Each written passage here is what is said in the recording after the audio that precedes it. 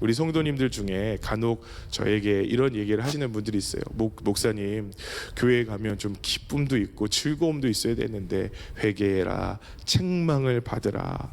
그러니까 너무 교회를 다니는 게 힘들지 않습니까? 라고 하는데, 얼마나 제가 죄송한지, 제가 제 마음에 우리 성도님들을 위해서 더 기도하고, 또 제가 제 메시지를 어떻게 하면 더 재밌고 쉽고 지루하지 않게 전달할 수 있을까라는 고민을 했습니다.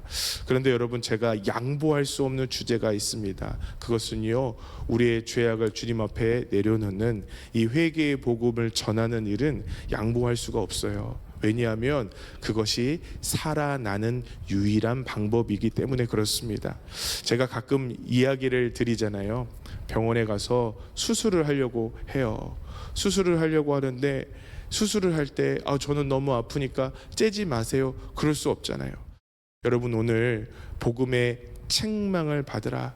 하나님께서 때로는 여러분의 마음을 아프게 하실지라도, 혹시 여러분들에게 작은 부담감을 주실지라도, 그것을 통하여 얻는 생명의 역사를 경험하는 성도님들이 되시기를 바랍니다.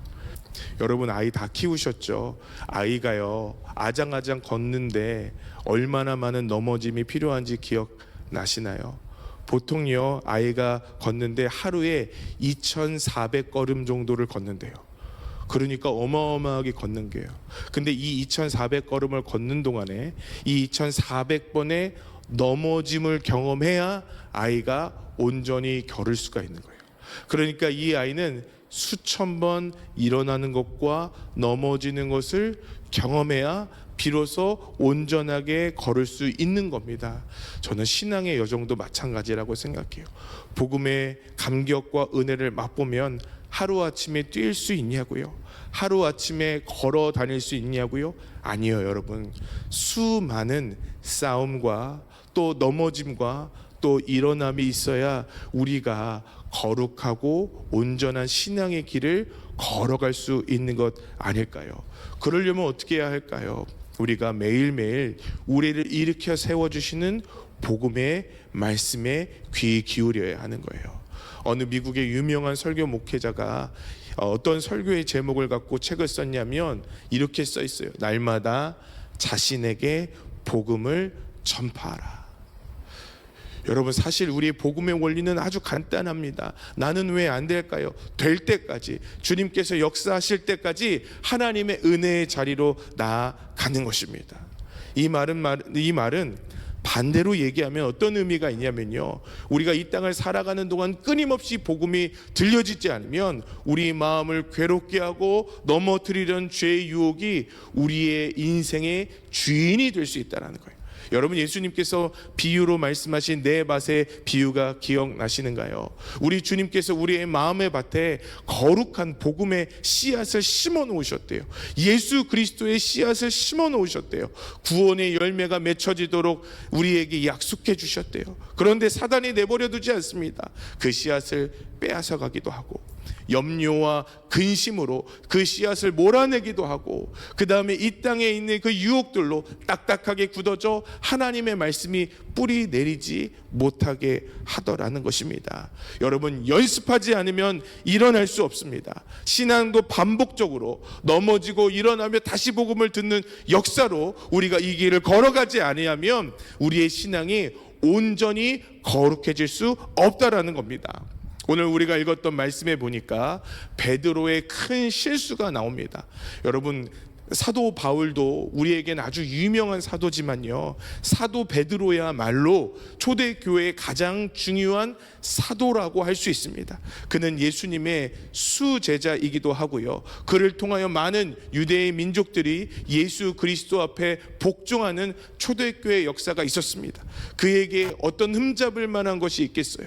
그의 신앙과 그의 인품과 그의 깊이는요, 어쩌면 이 땅에서 유일하게 예수님을 닮아 따라갈 수 있는 사람이지 않을까 하는 생각이 듭니다. 여러분, 그가 죄를 질까요? 바울이 죄를 질까요, 여러분? 베드로가 죄를 질까요? 그러면 김영석 목사는 죄를 질까요? 비웃으시더라고요, 이러면. 여러분, 우리 마음에 죄가 있죠. 근데 베드로의 마음에 죄가 있느냐라고 물어보면 그거 선뜻 대답하기 어렵습니다. 그것이 베드로라는 이름이 갖고 있는 무게요, 힘이요, 권위입니다. 그런데요, 이 베드로가 어떤 일을 경험하게 됩니까? 오늘 성경 말씀에 보니까 그가 죄의 유혹에 빠졌다라고 얘기하고 있습니다. 그가 지은 죄가 뭐예요? 그가 지은 죄는 위선입니다. 그가 지은 죄가 뭡니까? 그의 죄는요, 유대인들을 마음을 사로잡으려고 하다 보니까 베드로가요, 하나님의 복음을 흐리멍텅하게 만들어 버리더라는 것입니다.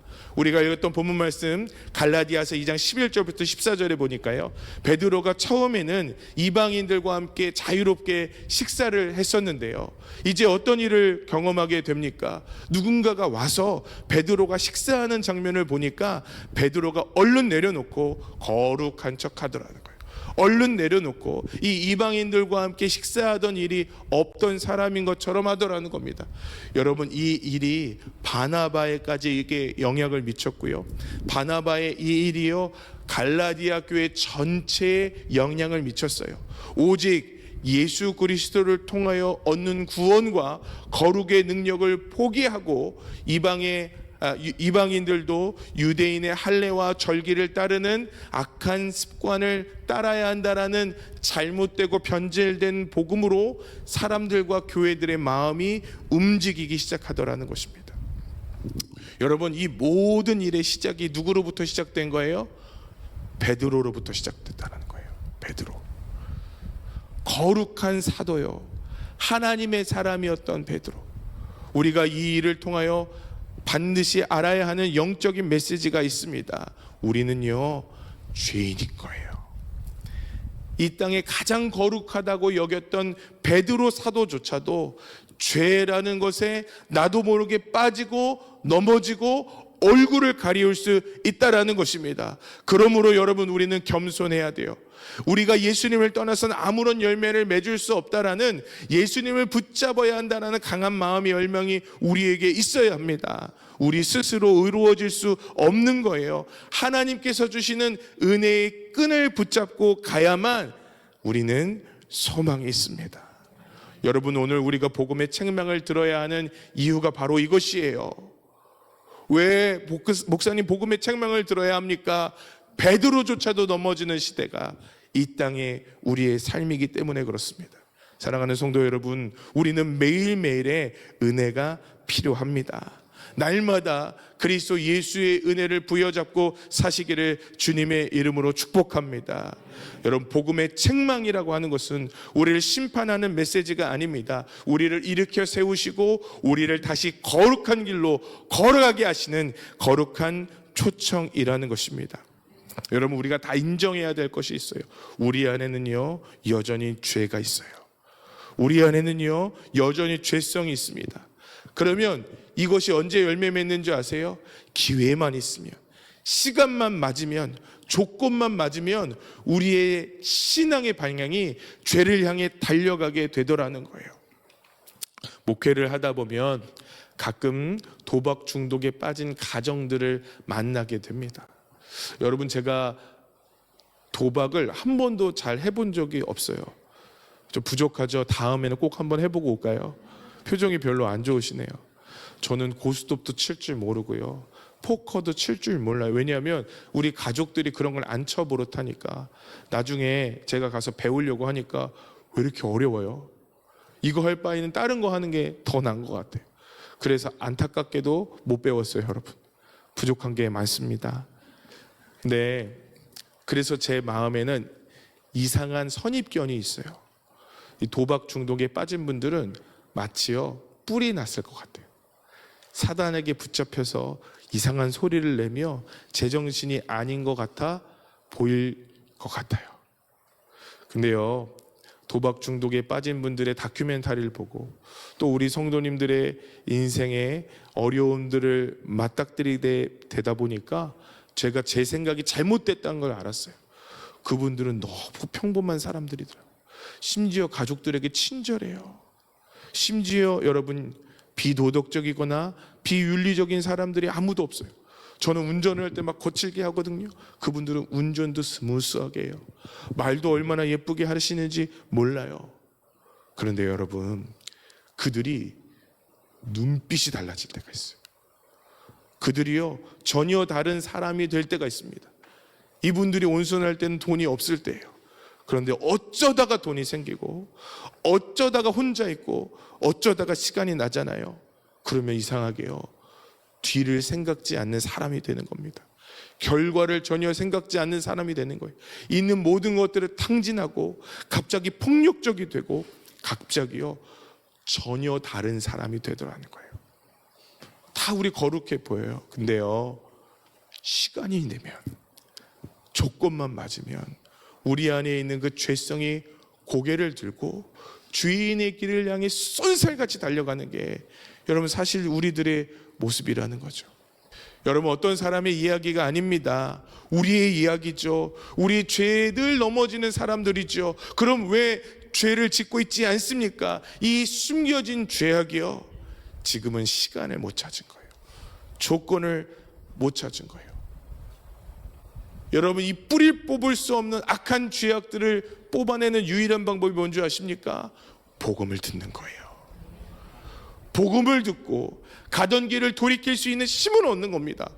복음을 듣고 우리의 죄악을 토해내는 기회를 얻는 거예요. 유일하게 복음만이 우리를 멈춰 세울 수 있는 겁니다. 오늘 갈라디아서 말씀해 보니까 이렇게 써 있어요. 게바가 안디옥에 이르렀을 때 책망받을 만한 일이 있기로 내가 그를 대면하여 책망하였노라. 여러분, 이 책망이 없다면 베드로는 평생 그렇게 살았겠죠.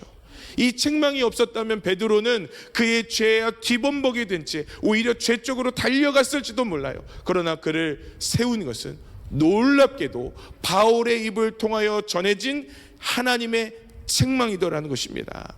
사랑하는 성도 여러분, 오늘 저는 바울의 입 정도가 아니라 영원하신 하나님의 말씀, 그 엑기스인 복음으로 여러분에게 말씀하시는 복음의 책망이 들려지기를 주님의 이름으로 축복합니다. 그것이 들려질 때 우리는 살 수 있는 거예요. 그럼 어떤 분들은 그렇게 여쭤보실 수 있어요. 목사님, 그러면 율법으로 고소받는 것과 복음으로 책망받는 것이 뭐가 그렇게 다릅니까? 하지 마라, 하라, 이거 해라, 저거 해라 라는 율법의 고소를 들으며 그게 괴로운데, 갈라디아서에는 복음으로 인하여 자유롭다고 얘기했는데 복음의 책망을 꼭 들어야 합니까? 아니, 책망 듣는 것 자체가 기분이 나쁩니다 할 수 있어요. 그런데 여러분, 율법의 고소와 복음의 책망은 다릅니다. 바울이 다메섹 도상에서 복음이신 예수 그리스도를 만났어요. 그러면 너무 괴로워서 가슴이 아프고 내 인생이 끝났다고 하고 성경이 거기서 끝났다고 얘기하고 있지 않습니다. 그에게 새로운 사명이 나타나고 그에게 새로운 삶이 열리더라는 거예요. 베드로가 예수님을 저주하던 그날, 예수님을 십자가에 못 박으려고 소리치던 그날, 마지막 예수님의 책망이 생각났어요. 누가복음 22장 31절입니다. 시몬아 시몬아, 보라, 사탄이 너희를 밀가부르듯 하려고 요구하였으나. 여러분, 사단의 그 요구가 베드로의 신앙이 있다고 예수님이 책망하기 시작하신 겁니다. 이제는 끝이야. 너는 이제 찍혀질 거야. 그런데요, 32절의 말씀을 우리 화면을 통해서 한 번 더 읽어보겠습니다. 읽습니다. 시작. 그러나 내가 너를 위하여 내 믿음이 떨어지지 않기를 기도하였노니 너희는 돌이킨 후에 내 형제를 굳게 하라. 아멘. 여러분, 율법의 요구는 정죄하고 아프게 할 뿐인데요, 복음의 책망은요, 우리를 살려내는 능력이 있다라는 거예요. 복음의 책망은요, 31절 사단이 너를 밀가부르듯 하려고 한다라고 진단하는 것으로 끝나지 않으시고요, 그러나 돌이킨 후에 내 형제를 굳게 하라. 할렐루야. 회복의 자리로까지 우리를 인도하시더라는 거예요. 여러분, 여기에 몇 도인지 우리는 알 수 있어요. 온도계를 통해서. 그런데요, 온도계만으로요, 온도를 진단할 수 있지만 온도를 올릴 수는 없어요. 온도계만으로 온도를 내릴 수 없어요. 율법의 고소는요, 온도를 올리거나 내릴 수 있는 힘이 없습니다. 그저 몇 도인지만 알 수 있을 뿐이에요. 오늘 우리 인생의 괴로운 이유가 무엇일까요? 율법의 고소만 누렸기 때문에, 율법의 고소만 들었기 때문에. 아니에요, 여러분. 그것만 들으면요, 우리는 복음을 반쪽만 들은 겁니다. 여러분, 복음의 책망을 들을 때 왜 괴롭기만 할까요? 32절이 있었는데요, 내 형제를 돌이킨 후에 굳게 하라. 여러분, 배신자를 돌이킬 수 있는 힘은요, 복음밖에 없는 거예요. 그 복음의 자리에 여러분들을 초청하고 계시죠. 실패한 우리 인생을 일으켜 세워주시는 것은 복음밖에 없는 거예요. 그럼 이 자리로 나아가는데 왜 괴롭기만 하겠어요? 왜 힘들기만 하겠어요? 지난 환우 기도회가 마가의 다락방에서 있었습니다. 환우 기도회 마가 다락방에서 예배를 드릴 때, 그때 목사님이 그런 설교를 하시더라고요.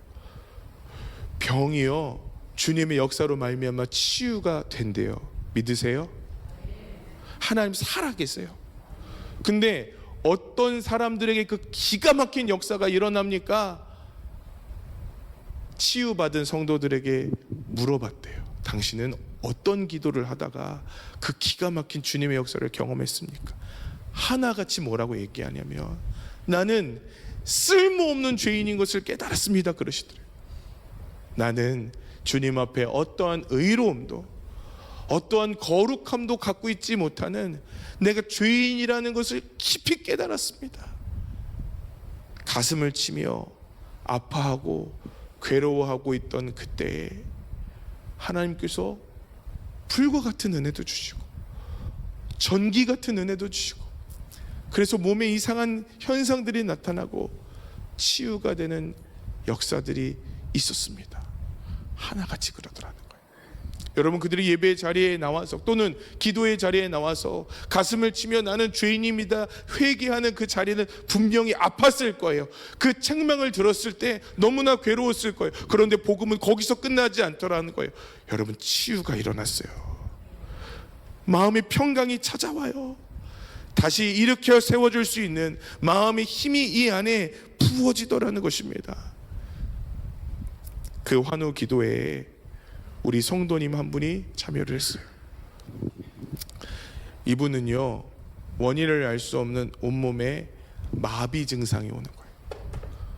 이분의 말로 얘기하시면 근육이 뭉치는데 이 근육의 뭉침이 내장까지 뭉치는 것 같은 기분이 들더래요. 아무것도 못하고 고통은 말할 수 없고 이거를 어떻게 해야 되는가 너무너무 괴로우셨대요. 병원에 갔더니 근이완제를 처방해 주시는 거예요. 근데 여러분, 근이완제를 맞으니까 온몸에 이제는 힘이 풀려가고 아무것도 할 수 없다라는 거예요. 나 같은 사람 말고 더 아픈 분들이 기도를 받아야 할 텐데 그날 아침까지 고민하시다가 너무 아프니까, 너무 괴로우니까 집회에 참여하셔서 기도를 받으셨대요. 갔더니 자기는 아무것도 아니고 자기보다 더 아픈 성도들이 있기에 내가 병 낫기를 구하는 것도 아니고, 하나님 저들 낫게 해주세요, 저들 치유받게 해주세요.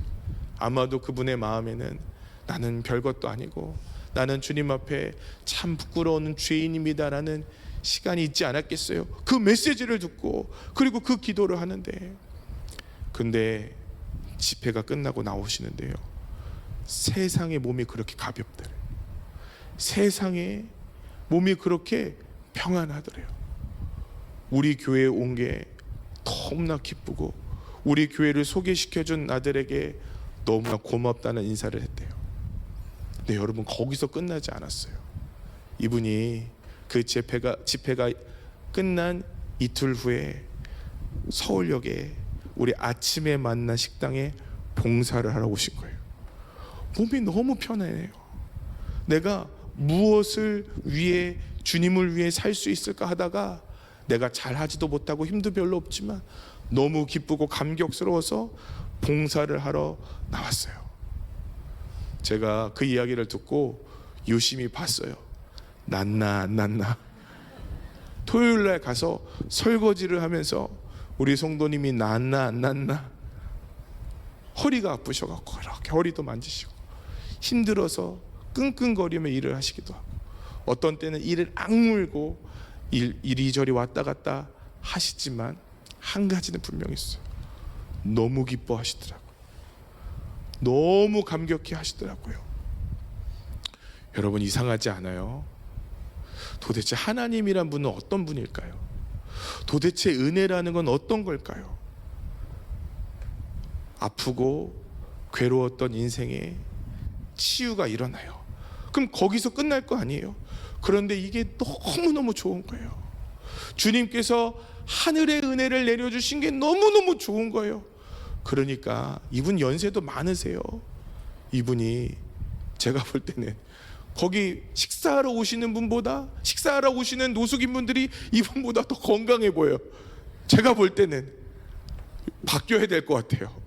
이분이 앉아서 식사를 하시고 저분들이 서빙을 해야 될 것 같은데 너무 기뻐서 이분이 막 서빙을 하고 그리고 그분들을 섬기시는 거예요.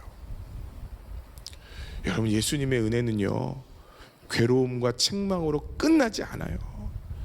예수님의 은혜는요, 기쁨으로 끝나요. 여러분, 복음의 책망은요, 아프고 괴롭고 어렵고 허우적거리다 끝나지 않아요. 복음의 책망으로 우리가 신앙의 온전한 길을 걸어가면요, 마음에 기쁨이 찾아와요. 세상이 줄 수 없는 평강과 은혜가 넘쳐나요. 저는 확신할 수 있어요. 예수님을 떠났을 때는요, 예수님께 드릴 게 없더라고요.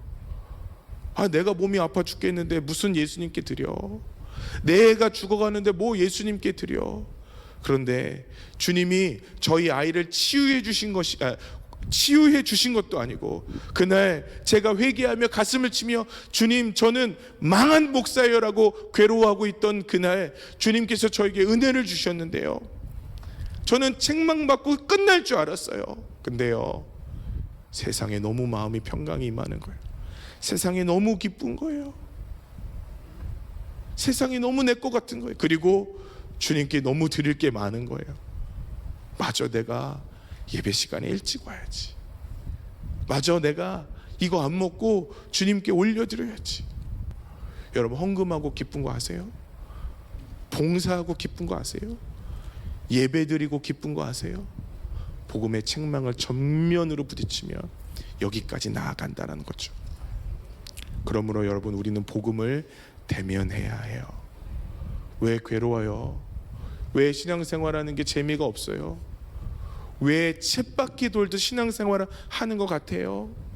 우리가 너무 즐기기 때문이에요. 우리가 너무 악하기 때문이에요. 이 악한 습관들이 벗어지지 않기 때문에 그렇습니다. 어제도 기도하는데 그런 생각이 들더라고요. 여러분, 이 세상에서 가장 즐긴 사람 중에 한 사람이 있다면 저는 제가 아닐까 하는 생각이 들어요. 이 어마어마한 은혜를 주셨고, 아이들을 통해서 주님께 수많은 은혜들을 허락해 주셨는데 이게 잘 안 돼요. 사랑이 안 되고요, 용서가 안 되고요, 겸손이 안 되고요, 목회자로서의 마음이요, 여기에 잘 생겨나지 않을 때가 참 많이 있어요. 기도했어요. 주님, 도와주세요. 주님, 저는 어떻게 해요? 내가 이렇게 기도하는 것이 소망이 있을까요? 하는데 불현듯 제 마음에 어떤 생각이 드냐면, 그래, 죄인이니까 부스러기의 은혜도 충분하겠다. 하나님, 한 조각의 은혜만 주세요. 저는 그것이면 충분할 것 같아요. 마음에 기쁨이 찾아오고 평강이 찾아오더라고요. 이제 말씀을 마치겠습니다. 여러분, 복음은요, 우리를 책망합니다. 복음은요, 우리를 멈춰 세웁니다. 복음은요, 우리를 찢기도 하고, 복음은요, 우리를 낮추기도 하고, 복음은요, 우리의 죄악을 세상 모든 사람들에게 드러내기도 합니다. 그러나 복음은 우리를 살립니다. 그러나 복음은 우리에게 평강을 줍니다. 그러나 복음은 우리의 인생을 새롭게 할 수 있는 힘을 줍니다. 회개했다고 괴로워하는 사람 중에 인생 끝낸 사람 아무도 없어요. 그 죄악을 주님 앞에 토해내고 인생 망한 사람 저는 본 적이 없어요. 그 죄악을 품다가 죽은 거예요. 그 죄악을 가지고 있다가 망한 거예요. 저는요, 우리를 회복시켜 주시는 복음 앞에 우리의 삶을 대변할 수 있는 축복이 임하기를 주님의 이름으로 축원합니다.